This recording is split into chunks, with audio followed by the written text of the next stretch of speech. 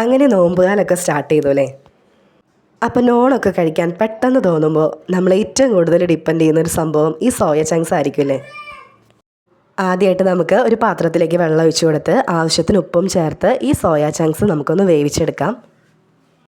ഏകദേശം ഒരു 300 gram soya chunks ആണ് നമ്മളിവിടെ എടുത്തിരിക്കുന്നത്. അപ്പോൾ അതാ ഇതുപോലെ നന്നായിട്ട് തിളച്ച് വരുമ്പോൾ നമുക്ക് അടുപ്പിൽ നിന്ന് മാറ്റി കൊടുക്കാം.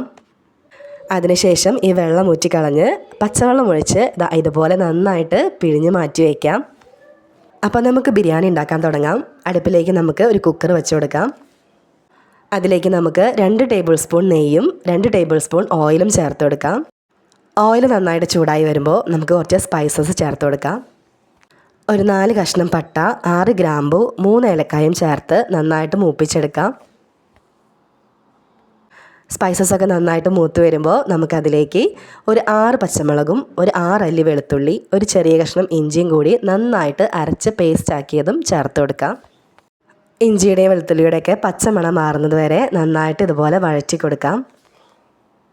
സവോള ചേർക്കുന്നതിന് മുൻപ് ഈ ഇഞ്ചിയും വെളുത്തുള്ളിയും ചേർത്ത് കൊടുക്കുമ്പോൾ നമ്മുടെ റൈസിന് ഒരു പ്രത്യേക ടേസ്റ്റ് ആയിരിക്കും കേട്ടോ. അങ്ങനെ ഇതുപോലെ നന്നായിട്ട് മൂത്ത് വരുമ്പോൾ നമുക്ക് 2 മീഡിയം സൈസുള്ള സവോള നീളത്തിലരിഞ്ഞതും ചേർത്ത് കൊടുക്കാം.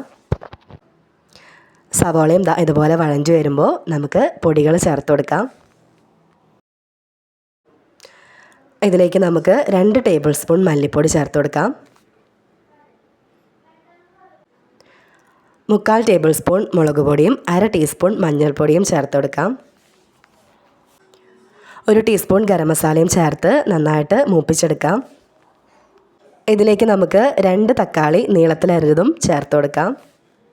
തക്കാളി നന്നായിട്ട് വഴഞ്ഞു വരുമ്പോൾ നമുക്ക് 1/2 കപ്പ് തൈരും ചേർത്ത് കൊടുക്കാം.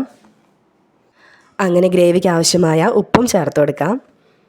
ഇതിലേക്ക് വേവിച്ച് വെച്ചിരിക്കുന്ന സോയ ചങ്ക്സ് ചേർത്ത് കൊടുക്കാം. അങ്ങനെ സോയയുടെ എല്ലാ ഭാഗത്തും മസാല പിടിക്കുന്ന രീതിയിൽ നന്നായിട്ട് ഇതുപോലെ മിക്സ് ചെയ്ത് യോജിപ്പിക്കാം.